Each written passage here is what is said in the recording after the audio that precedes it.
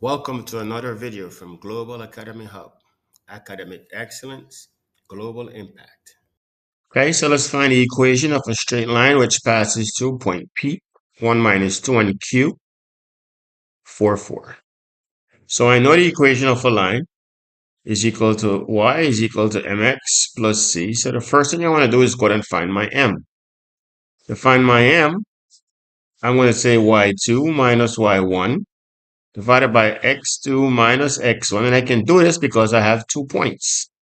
Keep in mind, this is x1, and this is y1, and this is x2, and this is y2. The x and y is for your second point. So I'm going to have y2 is going to be 4 minus y1 is going to be minus 2. So I'll have 4 minus a minus 2. x2 is going to be 4, and x1 is going to be 1. So it's going to be 4 minus 1.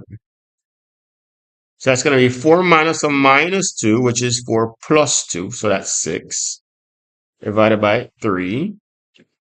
And so I know that m is equal to 2. Therefore, I'm one step closer to my answer. Y is equal to 2x plus c. Now I need to find the c. So let's find c. So y is equal to 2x plus c. Now I know that this is the equation of the line, but I don't have c. I also know that this equation has p on it, and it has q. So I can use any of these two values to find the c. I'm going to go with q. So using q, 4, 4.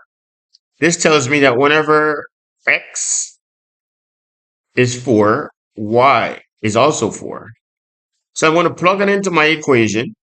So y is 4, x is 4, plus c. And now I'm going to solve for c.